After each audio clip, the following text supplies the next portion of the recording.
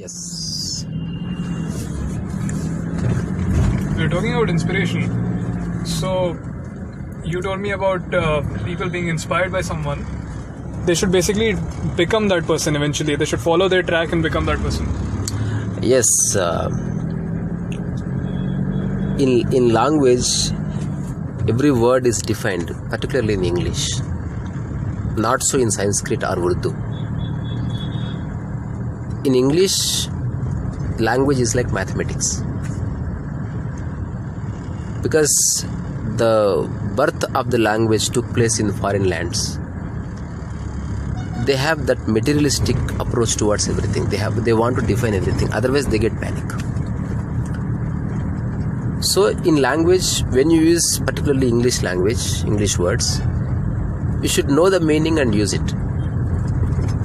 When you use that word in specifically, you should know what exactly it means. For example, many people say that I am inspired by some person. He is my inspiration. He is my true inspiration.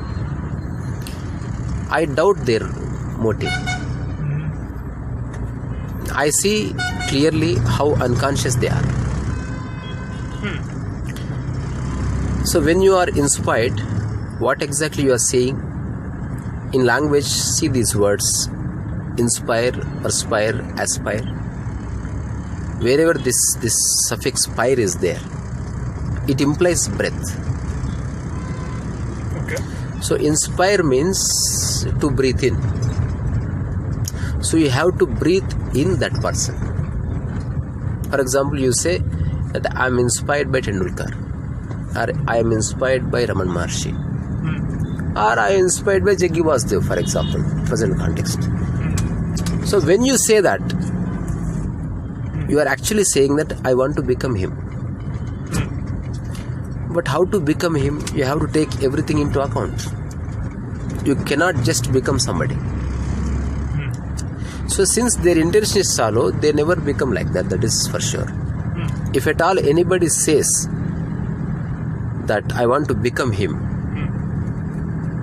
that is a very serious statement. So it is one of the aspects of character assassination. Okay, so you're telling me like if I basically get inspired by someone and I follow them, you have to kill your character in the first I'll become place. a copy instead of an original. It's not copy. Okay. There is no Siddharth at that moment. Oh, Slowly, other persons fills in your mind and body and bones and marrow. That is the true essence and meaning of inspiration. So 99% of the people, they say it for the sake of saying. They don't mean it. Right. When Raman Maharshi was very young, suddenly he heard this word Arunachalam and he was inspired. Okay. And that very moment he became that.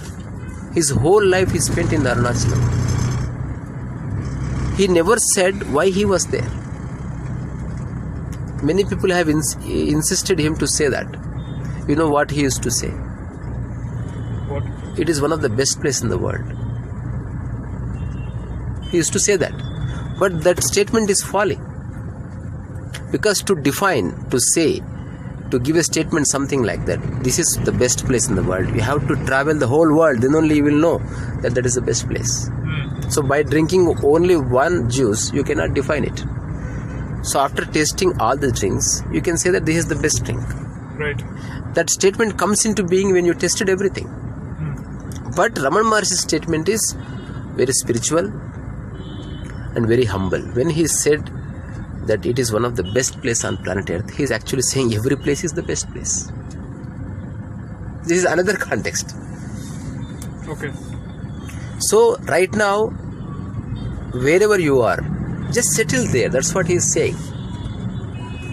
Don't think too much about everything. Don't get unnecessarily inspired or motivated by waterfalls or the nature. Recognize the nature which is surrounding you right now. Okay. So the whole humanity is so blind in one context. What if you recognize it and don't like it? There is no liking it or disliking it. But unless you like it, how can you claim that You it's the go best? to another place, that's what I am saying. Oh, And again you recognize it. Suddenly you like it, you settle there. right. Once your mind gets settled, there is no scope for confusion and dilemma. But this has happened in life, whether it's people or places. You settle with a person or a place, and then you get bored of that person or the place. See, that's what, we are looking at something partially. Okay.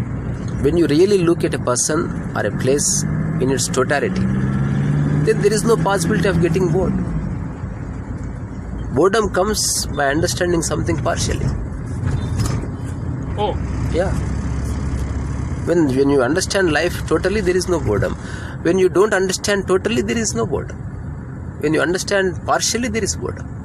can you elaborate on that? Absolutely. Yeah. Show me one kid who is bored. I don't know, there are many kids who say I'm bored. Just at the age of 3 or 4, they don't even know that they are bored. They don't know the concept at all. They enjoy everybody's presence. Because when you don't have any understanding, you don't have any opinion. You just give poison bottle, they drink. They may suffer later on, but they drink in the first place because they don't know that it is poison. We actually know the poison. We know Harpic. We know it's good and bad. That's why we keep on restricting them and we keep on giving knowledge to them. So by and by they also know partially, and that partial understanding gives them boredom. For example, I'll tell you. Just gift a toy to a boy, and after playing with the toy for 2 days, he gets bored. That happens in everybody's life.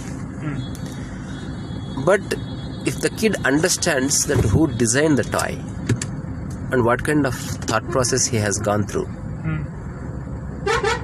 so he created a toy to make us happy. This is looking at something in totality. Very few people do that on planet Earth. Very few. It is not a situation which happens in day-to-day life, in everybody's life. Very, very, very rarely this happens. The very moment there is no boredom as far as toy is concerned. He may play with it, he may not play with it. But he never says that he is bored of the toy. He respects the significance of the toy, where it is coming from. Okay. He keeps it. So boredom simply means you are keep on jumping, the walls. You want something else, because you don't know what exactly you want. So from where this conclusion comes that I want exactly this? Only by understanding your mind. And there is no route for it, there is no path for it. That is the problem. To understand the mind, there are 2 paths. One, mind responding to natural phenomena, mind responding to world phenomena. So all the confusions exist only in the world phenomena. In natural phenomena, no confusions exist. First, recognizing that gives you a path. That as far as nature is concerned, I have no problem. I have no confusion. I have no dilemma. But as far as world is concerned, what is world? Money,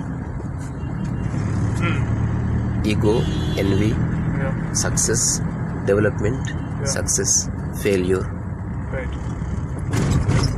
establishment, glory.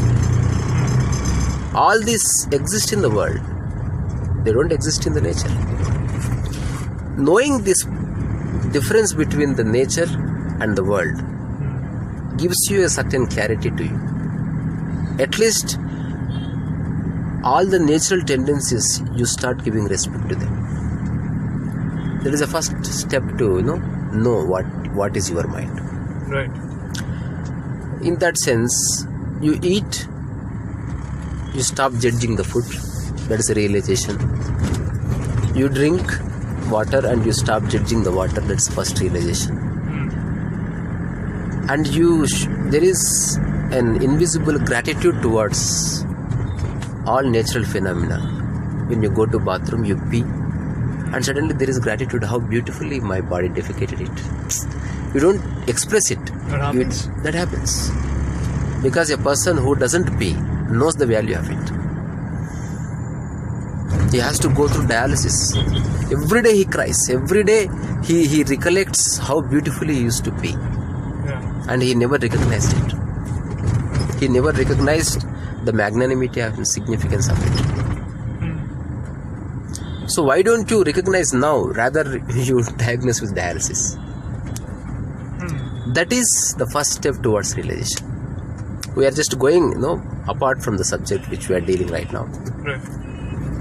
So inspiration simply means to breathe in. If at all you are inspired by a guru or a person or a musician or a scientist, you have to kill your character completely. And you have to allow that person to fill in you. That is inspiration. You were about to tell me a story about a man who was inspired by Ramtha. I vaguely remember the story, but now I may little add imagination to what I have read because I don't remember it. But essence I remember. He sits on a hill,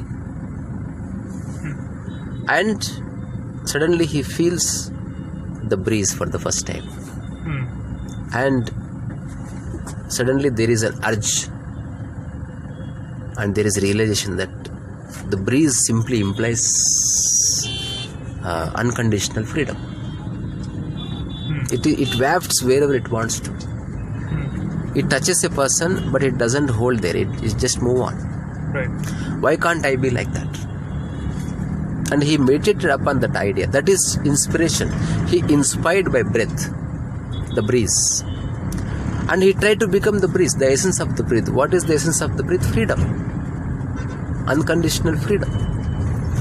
That eternal movement. Not holding on to anything.